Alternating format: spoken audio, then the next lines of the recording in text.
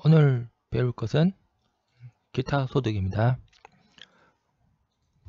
기타 소득, 이거는 근로소득이 아니고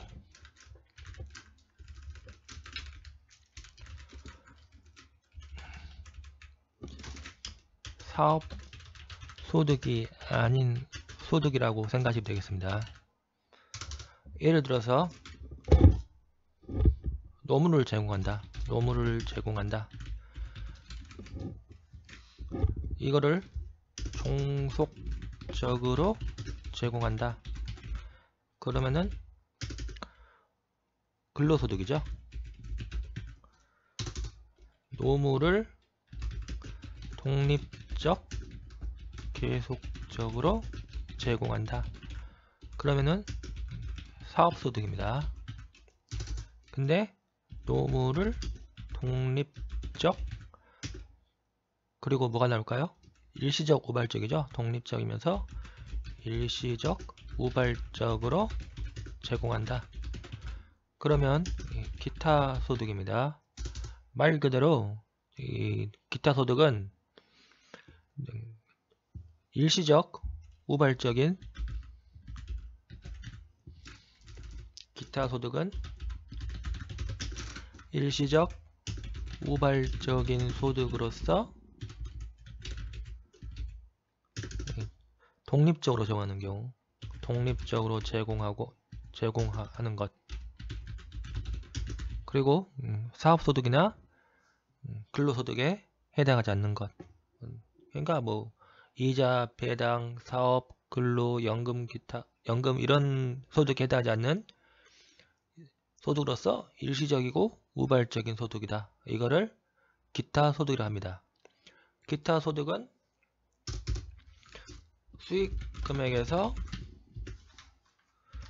필요 경비를 차감한 금액입니다. 차감한 금액이 기타 소득 금액입니다. 그럼 한번 볼까요? 이 기타 소득 보시면 이자, 배당, 사업, 근로, 연금, 퇴직, 양도, 외유 소득이다. 그리고 또 하나 중요한 게 교통사고로 받는 정신적 위자료죠. 이거는 소득세법에 규정이 없기 때문에 과세하지 않는다는 겁니다. 교통사고로 받는 위자료, 교통사고로 받은 위자료는 과세하지 않는다.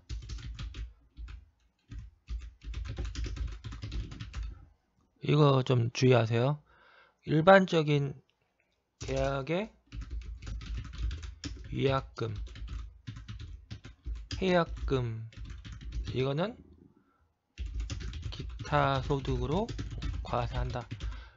그런데 이 교통사고로 받는 위자료는 과세하지 않는다. 왜냐하면 세법에 과세 규정이 없다. 세법에 과세 규정이 없다는 겁니다. 과세 규정이 없다. 그렇기 때문에 교통사고로 받는 위자료는 과세하지 않는다는 겁니다. 이거 시험에 가끔 나오기 때문에 반드시 알아두시기 바랍니다. 그럼 이제 기타 소득의 구체적인 범위가 나오죠. 첫째가 상금, 현상금, 포상금, 보로금이죠. 예를 들어서 공익법인이 공익법인입니다. 주무관청 승인을 받아 시사하는 상금. 공익법인이 주무관청 승인을 받아 시상하는 상금. 이거는 기타 소득이다. 또 하나 중요한 게 이 기타 소득 금액은 이 수익 금액에서 필요 경비를 차감한다 했죠. 예를 들어서 수익 금액이 상금이 예를 들어 100만 원이다. 상금 100만 원. 상금을 100만 원이라 가정한다. 그럼 여기에 대한 필요 경비가 있겠죠. 이 필요 경비, 이 기타 소득 같은 경우는 필요 경비 의제 규정이 있습니다. 공익법인이 주무관청을 승인해 받아 시상하는 상금, 또는 다수가 순위 경쟁하는 대회죠. 다수가 순위 경쟁하는 대회. 다수가 순위 경쟁하는 대회에서 받은 상금.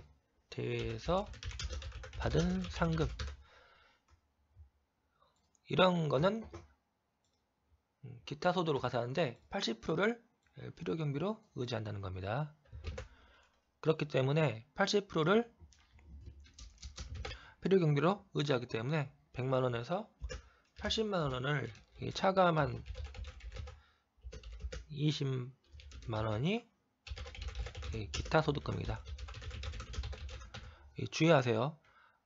기타 소득은 필요 경비 의제 규정이 있습니다. 근데 다 해주는 게 아니라 몇몇 개가 있어요. 그 중에 하나가 공익법인이 주무관청 승인을 받아 시사하는 상금 또는 다수가 순위 경쟁하는 대회에서 받은 상금은 기타 소득인데 80%를 필요 경비로 의지한다는 겁니다. 그렇기 때문에 상금이 100만원이면 80만원을 필요 경비로 의지하기 때문에 20만원이 기타 소득금입니다.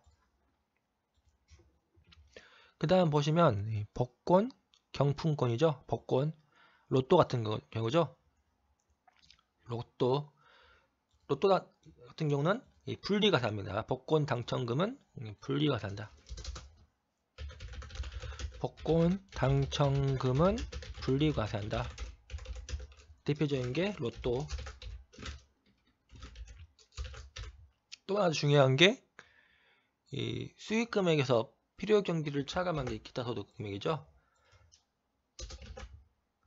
예를 들어서 로또를 한 1000만원 당첨됐다고 가정해 볼게요. 1000만원 당첨되기 굉장히 힘들죠. 근데 가정입니다. 가정으로 1000만원 로또 당첨했다. 그러면은 여기서 필요경비 있죠. 필요경비는 복권 구입비입니다. 복권 구입비 1매입니다. 1매. 로또가 저는 한 번도 안 해봤기 때문에 얼마인지 모르겠어요. 그러니까 한 2,000원이라 가정할게요.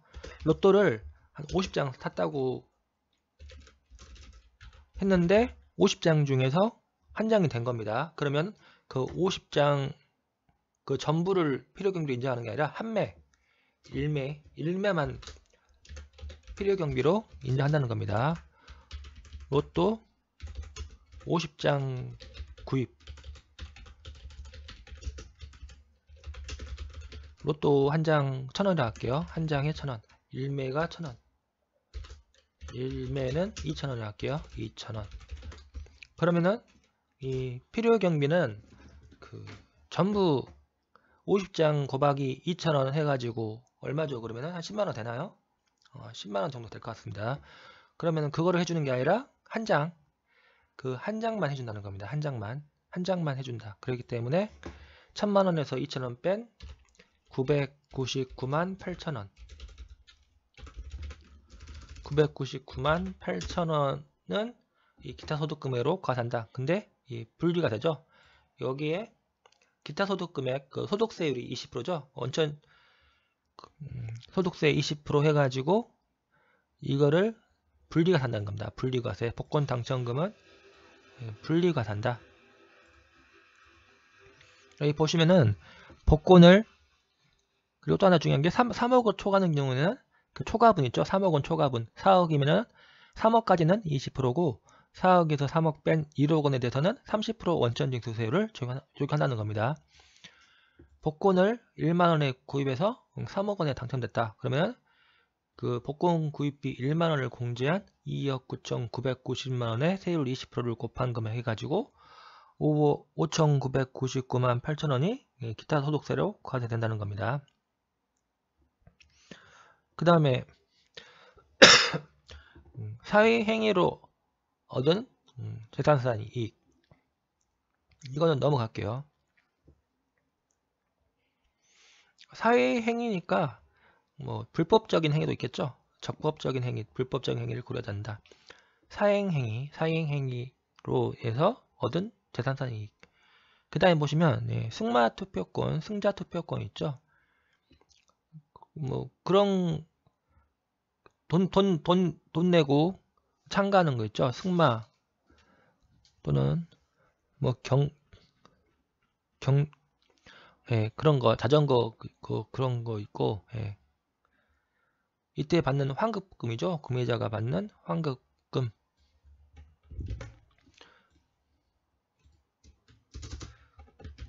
승마 투표권 해볼게요. 승마. 경마죠, 경마. 승마 투표권. 구매자가 받는 환급금. 이것도 받는 금액에 대해서 기타 소득세를 과세하는데 적법, 불법 여부는 고려하지 않는다는 겁니다. 그리고 단위 투표 금액이 필요 경비죠. 단위 투표 금액, 단위 투표 금액을 필요 경비로 한다. 단위 투표 금액을 필요 경비로 한다. 그러니까 1매 그죠? 50매 사면은 그 중에 당첨된 한 매만 필요 경비로 한다는 겁니다.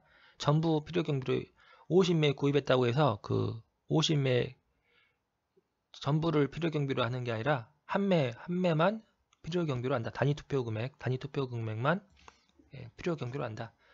그리고 그 다음 5번 보시면은 저작자, 실현자, 저작자 아시죠? 여기서 중요한 게 외의자죠. 저작자, 외의자의 저작권. 간단하게 할게요. 저작자, 외의자의 저작권. 그러니까 저작자 저작권은 사업소득에 과세되지만 저작자 외의자의 저작권이죠. 이 양도로 받는 금품이죠. 저작자 외의자의 저작권을 양도하여 받은 금품. 이거는 기타 소득으로 과세가 된다. 저작자 외의자가 저작권을 양도하는 경우 기타 소득으로 과세된다. 그리고 이때 필요경비는 실제 필요경비죠. 실제 기타 소득에 대한 필요경비를 공제할 수 있다. 그러니까 필요경비 의제 규정이 적용되지 않는다는 겁니다. 실제 기타 소득에 대응하는 필요경비를 공제할 수 있다. 필요경비 의제 규정이 적용되지 않는다.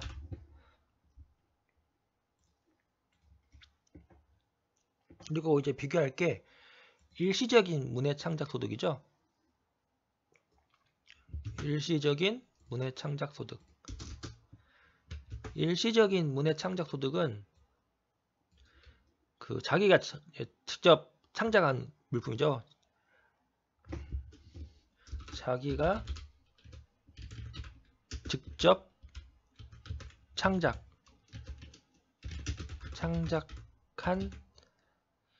소설이라 할까요?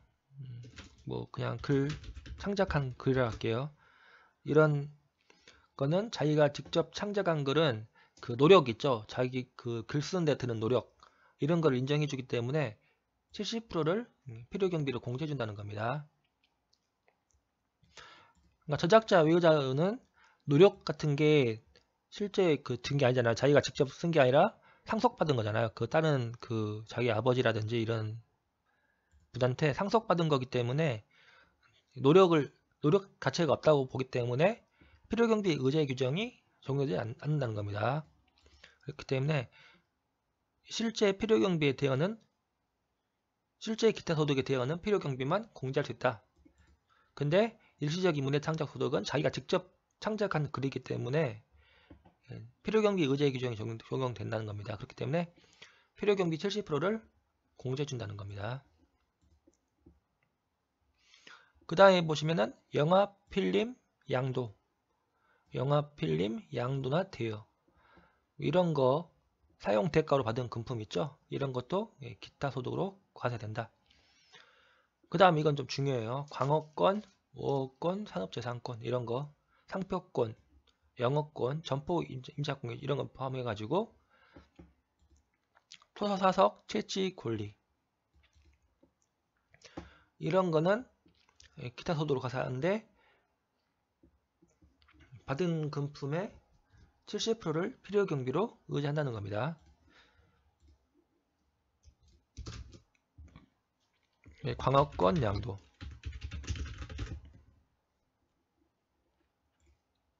그 다음에 영어권 양도. 산업재산권 양도. 산업재산권 양도. 영어권 양도. 이런 거는 기타 소득으로 과세된다. 근데 필요경비 70%를 필요경비로 빼준다는 겁니다. 70%를 필요경비로 빼준다. 그 이유가 이 전세권 대여라든지 이런 소득은 사업소득이죠. 그렇기 때문에 사업소득과 과세 형평을 고려해서 이렇게 필요경비 70%를 빼준다는 겁니다. 70%를 빼준다. 이 사업소득 같은 경우는 단순 경비율 같은 경우는 그 경비로 많이 빼줘요. 사업소득자인데 단순 경비율 적용자다. 그러면 한 경비율로 한 40%에서 60% 이렇게 빼줍니다. 그렇기 때문에 이 광업권 이런 양도하는 것도 사업소득과 약간 유사잖아요. 그 소득 성격이. 그렇기 때문에 필요경비 70%를 빼준다는 겁니다.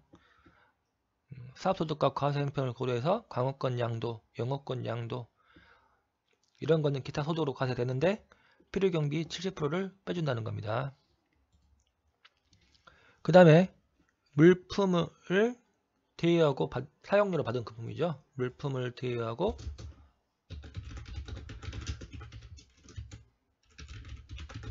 사용료로 받은 금품. 예를 들어서 주식 대여, 주식을 대여하고 사용료로 받은 금액은 기타 소득으로 과세한다는 겁니다. 주식 공매도 치면서 주식을 빌려주잖아요. 주식을 빌려주면은 이때 사용료로 받는다는 겁니다. 동량의 물품으로 다시 받는다. 주식 대차거래죠. 주식 대차거래. 주식 대차거래에 의해서 주식을 빌려주고 나중에 한 1년 정도 있다가 다시 돌려받는다는 겁니다. 이때 받는 사용료는 기타 소득으로 과세된다. 이 유가증권이 주식이라 생각하면 되겠습니다. 유가증권.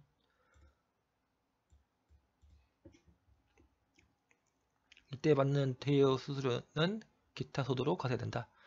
그 다음에 공익사업과 관련하여 지역권이나 지상권을 설정하고 대여함으로써 받은 소득이죠.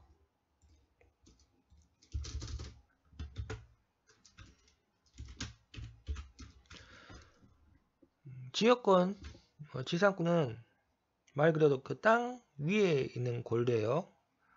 예를 들어서 뭐 전기 송전탑, 공익사업과 관련된 거는 전기 송전탑 건설을 해가지고 땅 사용료 받는 거 있죠.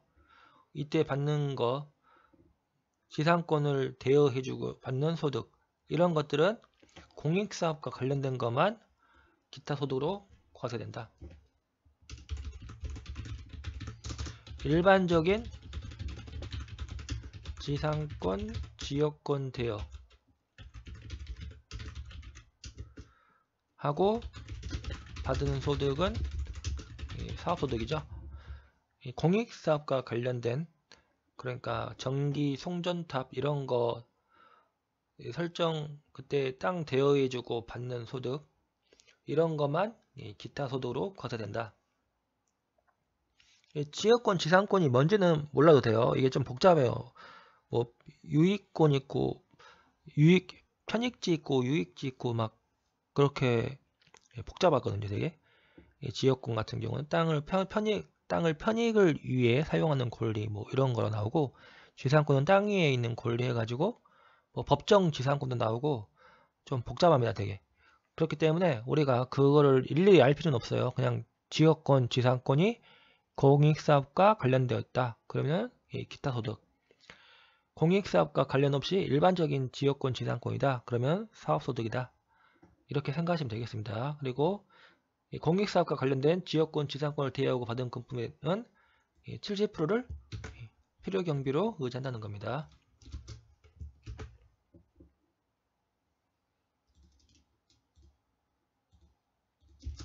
70%를 필요경비로 의지한다. 공익사업과 관련된 거기 때문에 기타 소득으로 과세하면서 또 세금을 또 줄여주기 위해서 70%를 필요경비로 의지한다는 겁니다. 그 다음에 계약을 위약하고 받은 위약금과 배상금이죠. 상대방이 계약을 위약한 겁니다. 상대방이 계약서를 작성했는데 계약서 작성. 상대방이 계약을 위약했다. 위약하고 계약을 어긴 거죠.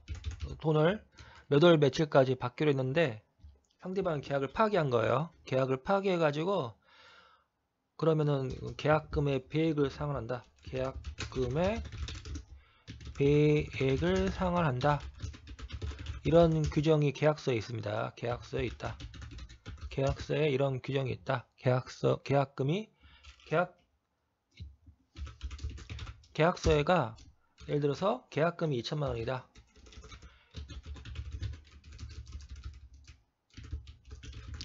땅으로 볼게요. 땅으로.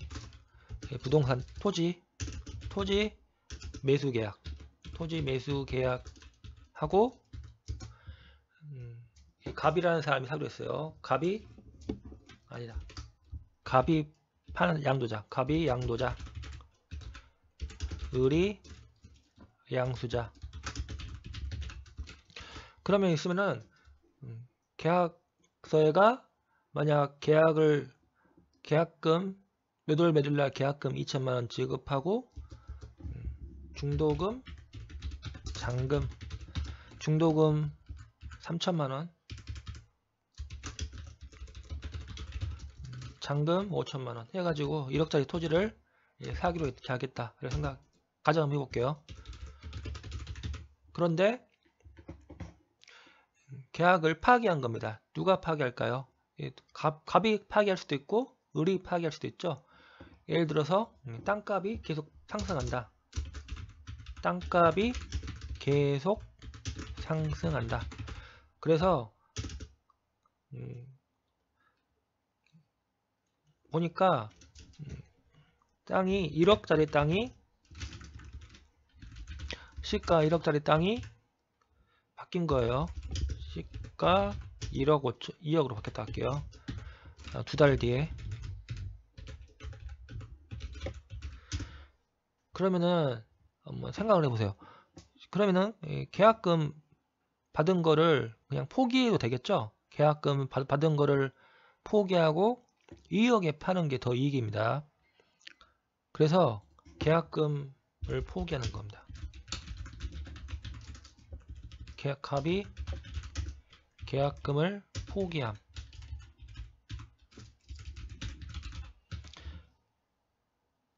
그러니까 계약을 포기하면은 계약금 배액을 상환한다는 겁니다. 받은 것의 배액. 그러니까 갑은 을에게 4천만원 지급. 갑이 받은 2천만원 플러스 갑이 을한테 받은 계약금 2천만원 플러스 추가로 갑돈 2천만원 해가지고 4천만원을 지급한다. 그러니까 위약금을 지급한다는 거죠. 위약금이 2천만원입니다. 그러면 위약금 2천만원. 이런 식으로 계약을 위약할 때 받는 그 위약금, 을이 받는 거죠. 이번에는 을이 위약금 2천만원 받았다. 그러면 을은 2천만원에 대해서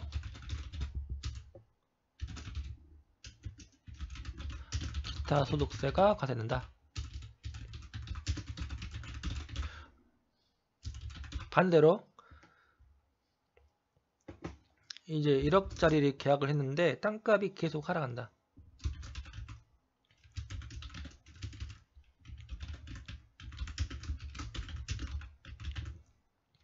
시가가 1억이었는데 2달 뒤에 시가가 5천만원. 1000만원 할까요? 1000만원. 이러면은 을은 계약을 포기한다는 겁니다. 을이 계약을 포기한다. 그냥 포기한 게 낫겠죠? 그러면 계약금 못 받는 겁니다. 그러면 계약금 지급한 계약금 2천만원도 포기한다. 그러면 갑이 2천만원 얻은 이익 있죠?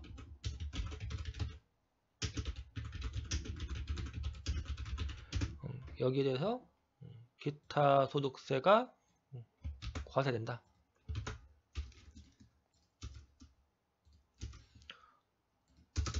볼까요 한번?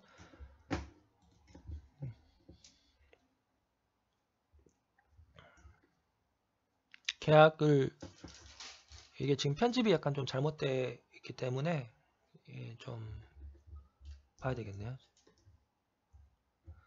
예. 계약 후 위약이나 해약으로 받는 금품, 이거는 위약금과 배상금은 기타 소득세가 과세된다. 그리고 부당이득 반환 시 지급받은 이자 있죠. 추가로 받는 이자, 이것도 기타 소득세가 과세된다. 근데 또 하나 중요한 게, 만약 의리 계약을 포기한 경우죠.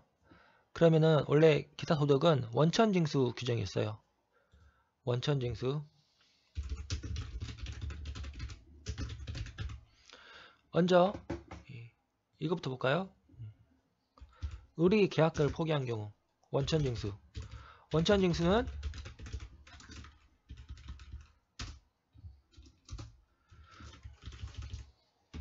소득을 지급하는 자가 하는 거죠. 그럼 의리 원천징수 할 수가 있습니까? 계약금 2천만원 지급했는데 나중에 의리 땅이 시가가 1,000만원 돼가지고 의리 계약을 포기했다. 그러면은 의리 원천징수 못한다는 겁니다. 의리 원천징수 못함. 그렇기 때문에 갑은 종합소득세 신고 의무가 생기는 겁니다. 종합소득세 신고납부 의무가 생긴다.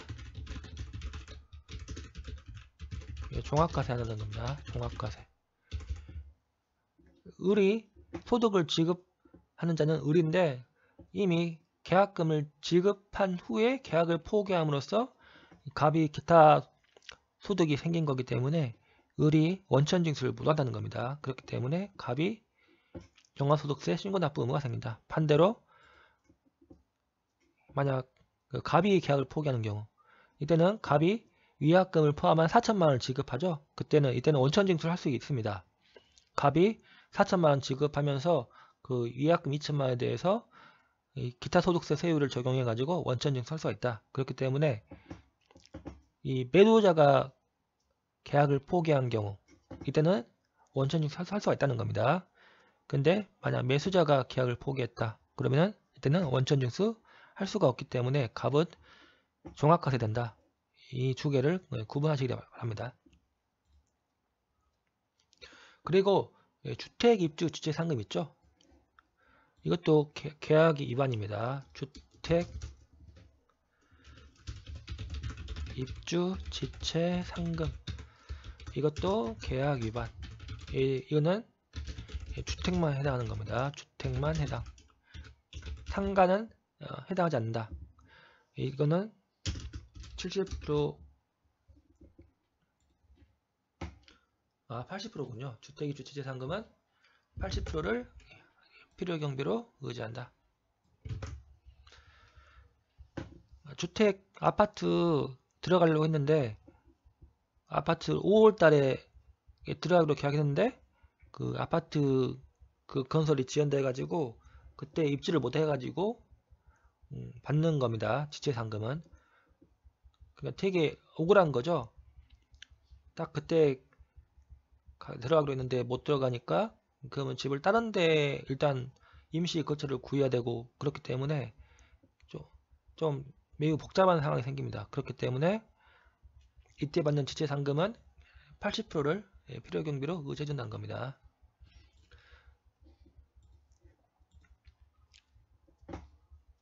보면 아까쯤 배웠듯이 정신적 손해배상금은 과세하지 않는다. 정신적 손해배상금은 세법에 규정이 없기 때문에 과세하지 않는다. 이렇게 생각하시면 되겠습니다. 그리고 아까쯤 배웠듯이 매수인이 계약을 해지하는 경우 이때는 무조건 종합과세 된다는 겁니다. 그러니까 아까 지금 을이 계약을 해지하는 경우는 갑은 무조건 종합과세한다. 그리고 만약 갑이 계약을 해지하는 경우는 이때는 조건부 종합과세한다. 이 두 개가 차이가 되는 겁니다. 그 다음 보시면은 유실물, 습득 또는 매장물 발견이죠. 이때 받는 보상금. 그러니까 어디서 물건 주어가지고 받은 경우죠. 주어서 그 주인 돌려주면은 그 법적으로 그 받을 권리가 있죠. 그 물건 가격이 10%인가? 그 정확히 잘 모르겠어요. 그런데 그 받을 권리가 생겨요. 그러면은 그 받는 보상금에 대해서 기타 소득세를 과세된다는 겁니다. 그러니까 이렇다는 거죠. 그 다음에 쭉 보시면은 법인세법상 기타 소득으로 처분되는 금액 이런 거죠. 슬롯머신 뭔지 아시죠? 슬롯머신 그 도박 게임입니다. 돌려가지고 세븐인가? 그런 거 세븐 나오면 돈 받고 이런 거예요. 이때 받는 당첨금품도 기타 소득세가 과세된다는 겁니다. 그리고 또 중요한 게 필요경비는 투입된 금액, 슬롯머신에 투입된 금액을 필요경비로 한다. 그리고 건별로 당첨금품이 건별로 200만원 이하다. 그러면은 소득세를 과세하지 않는다는 겁니다. 그러니까 슬롯머신 당첨했다고 해서 무조건 다 과세되는 게 아니라 건별로 당첨금품이 200만원 이하다. 그런 경우는 소득세를 과세하지 않는다. 이렇게 생각하시면 되겠습니다. 그 다음에 원고료, 문해 창작 소득 아까 말했죠? 문해 창작 소득 이거는 기타 소득 이겁니다. 문해 창작 소득 일시적으로 하는 거죠. 일시적 우발적으로 문해 창작하고 받는 원고료, 그 다음에 인세 이런 것들 개인이 문해 창작 소득하고 얻은 대가는 70%를 필요경비로 의지한다. 그 다음에 재산권에 대한 알선 수수료 중개료라고 생각이 되겠습니다. 일시적이고 우발적으로 부동산 중개하고 받는 알선 수수료는 기타 소득에 해당한다.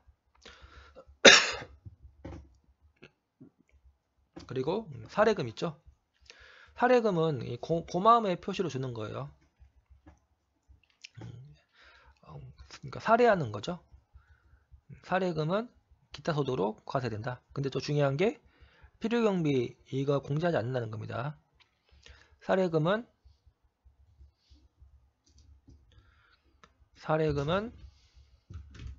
되게 헷갈려요. 나중에 문제 풀면. 사례금은 70% 필요경비 공제하지 않는다. 사례금은 필요경비 70%를 공제하지 않는다.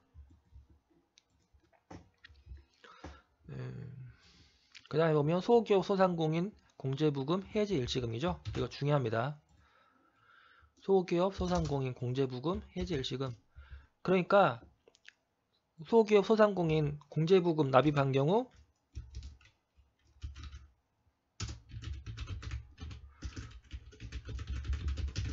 공제부금 납입 시 소득공제주죠. 소득공제 한 400만원 500만원 이 정도 300만원 이게 있어요. 이런 소득공제 해주고 그 다음에 퇴직해 갈 때 납입할 때 이거 납입 소기업 소상공인 공제부금이 이게 노란우산공제 생각이 되겠습니다. 노란우산공제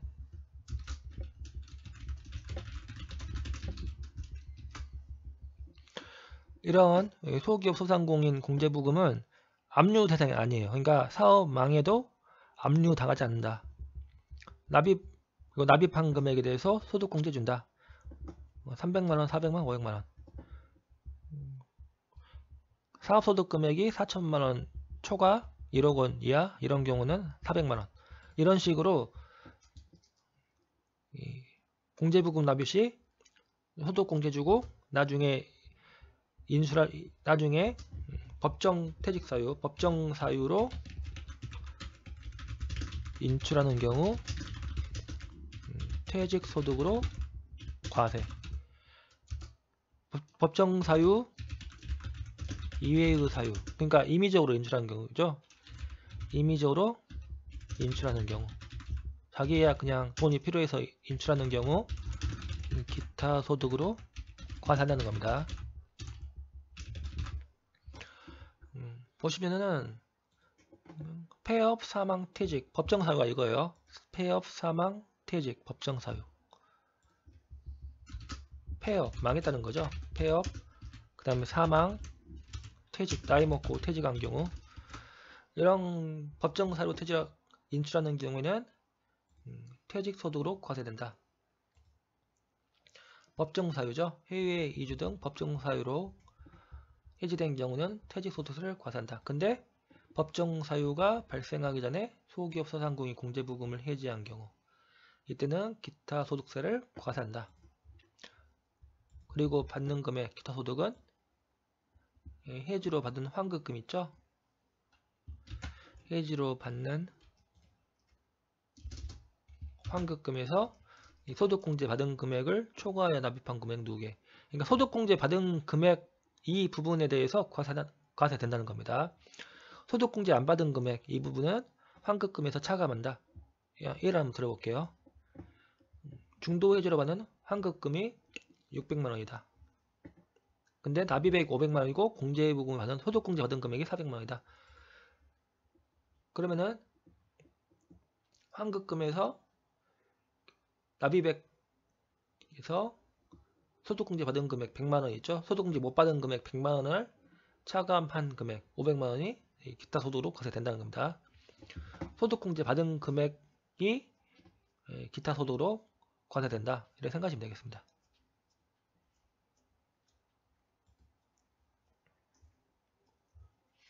그 다음에 보면 고용관계 없이 다수인에게 강연을 받고 받는 강연료. 강연료 고용관계 없이 그러니까 사회에서 좀 지위가 높은 사람들 강당에 모아놓고 뭐 강의하는 게 있죠. 그래 돈 받고 강의하는 거 이런 거 강연료 일시적으로 제공하는 경우죠. 일시적으로 제공하고 받는 대가. 그 다음에 심사 연기 심사 해설 이것도 일시적인 겁니다. 일시적으로 제공하고 받는 대가. 보시면은 고용관계 없이 수당을 받거나 대가를 받고 제공하는 용역. 이것도 받은 금액의 70%를 필요경비로 의지한다. A를 한번 볼까요? 국가 자격시험 있죠? 이축되어 가지고 출제수당 받은 경우 70%를 필요경비로 공제한 후의 금액을 기타 소득금액으로 본다. 이렇게 생각하시면 되겠습니다. 그 다음에 연금계좌 납입액이죠. 연금계좌 납입액과 운용수익 이거 중요합니다. 연금계좌 납입액과 운용수익 우리는 앞에서 연금계좌 납입액은 세액공제 준다는 거죠. 연금계좌 납입액 사적연금 연금저축이라고 생각할게요. 연금저축 연금저축의 연금계좌 납입액은 세액공제 해준다. 400만원 한도죠. 400만원 한도. 곱하기 얼마죠? 12%. 근데 15% 해주는 경우도 있죠. 이런 연금계좌 납입액에 대해서 세액공제 준다. 근데 연금계좌에서 연금에 수령하는 경우 일단 납입을 해가지고 세액공제 받았다는 겁니다.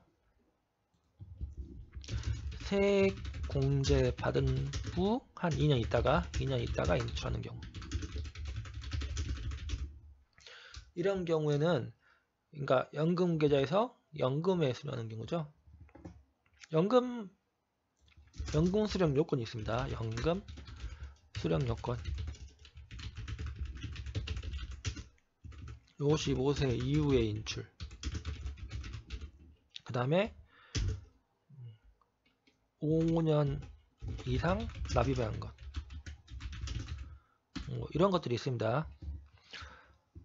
그런데 이 사람은 한 나이가 40세인데 인출했다. 40세인데 2년 있다가 인출해버렸다. 그런 경우에는 연금계좌에서 연금에 수령하는 걸로 보고서 그 세액공제 받은 금액입니다. 이 세액공제 받은 금액과 운용수익에 대해서 세액공제 받은 금액과 운용수익에 대하여 기타 소득세를 과세한다. 이거 중요합니다. 연금계좌에서 일단 연금계좌 납입해가지고 세액공제 받았다가 연금 수령요건 55세 이후 인출 이런 연금 수령요건을 충족하지 않은 상태에서 연금 외에 수령하는 경우, 그러니까 일시 수령을 생각하시면 되겠습니다. 일시에 수령하는 경우에는 그 세액공제 받은 금액과 거기서 발생한 운용수익 있죠? 운용수익. 그러니까 여기저기 뭐 펀드에 투자하고 그랬나봐요. 그래가지고 발생한 운용수익 여기에 대해서 기타 소득세를 과세한다. 인출한 금액입니다. 인출한 금액에 대해서 기타 소득세를 과세한다. 그 다음에 보시면은 이제 주식 매수 선택권을 퇴직 후에 행사하는 경우, 퇴직 후에 행사. 그러니까 주식 매수 선택권을 근로 제공 중에 행사하는 경우는 기타 소득, 근로소득이 과세되고 퇴직한 후에 행사하면은 퇴직 소득이 과세된다는 겁니다. 고용 관계없이 주식 매수 선택권을 부여받아서 행사함으로써 얻은 이익은 기타 소득으로 과세된다. 그 다음에 퇴직한 후에 지급받는 직무발령 보상금이죠. 종업원이 퇴직한 후에 받은 직무발령 보상금, 이것도 기타 소득으로 과세된다는 겁니다. 그 다음에 보시면 이제 뇌물, 알선수재, 배임수재죠. 업무와 관련해 가지고 뇌물 받고 뭐 편의를 제공해 주는 경우죠. 이런 경우 이 뇌물, 알선수재, 배임수재로 받은 금품은 기타 소득으로 과세된다. 그리고 이거는 원천징수 할 수 없죠. 뇌물 지급한 자가 원천징수 할 수 없잖아요. 그렇기 때문에 원천징수 안 되는 이 뇌물, 알선수재, 배임수재는 무조건 종합과세한다. 이거 그 다음에 주석 보세요. 80번. 이게 만약 이 뇌물로 받은 게 몰수, 추징이 이루어진 경우죠. 국고로 환수된 경우. 이런 경우는 과세 안 한다는 겁니다. 그러니까 소득이 있어야지 세금을 내는 건데 몰수가 돼버리면은 이 사람은 이제 얻은 소득이 없잖아요. 그렇기 때문에 후발적 경정청구, 국세개모법에 의한 후발적 경정청구를 해가지고 세금 안 낼 수 있다는 겁니다. 그러니까 몰수나 추징이 이루어진 경우죠. 이때 그 다음에 보시면은 이거죠. 그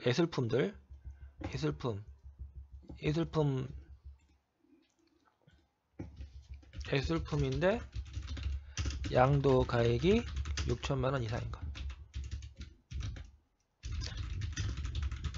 또 하나 중요한 게 생존하지 않아야 된다. 작가가 생존해 있지 않아야 된다.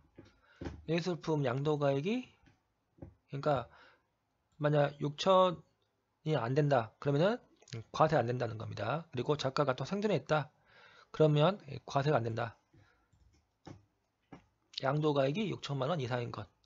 그리고 국내 작가죠. 생존해 있는 국내 작가.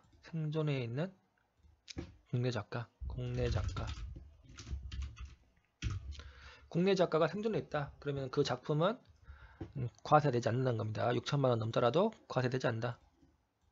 그리고 또 중요한 게 80% 필요경비 되죠. 80% 필요경비 의제. 80% 필요경비 의제.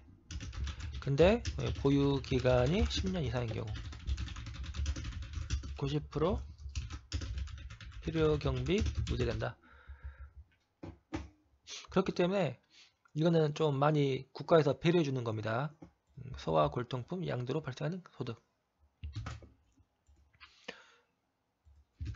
소와 골동품 양도로 발생한 소득은 양도가액이 일단 6천만원 넘는 것만 과세되고, 또 국내 작품 같은 경우는 작가가 생전에 있으면 또 과세가 안 된다는 겁니다. 그리고 80%를 필요경비로 의제해주는데 보유기간이 10년 이상이다. 그러면 90%를 필요경비로 의제해준다. 예를 들어서 300년 된 골동품 있죠? 이거를 보유기간 또 10년, 13년이라 그러면은 필요경비가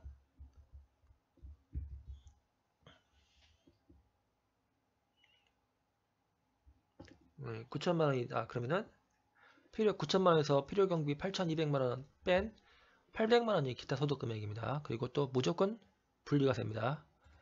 무조건 분리과세. 그러니까 혜택이 되게 많죠. 무조건 분리과세.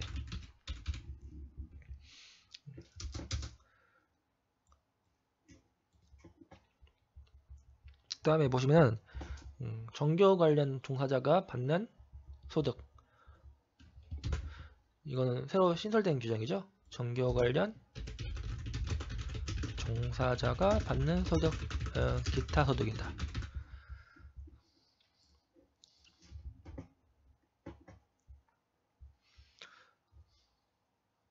여기 보시면은 기타 사항이 쭉 나와 있어요.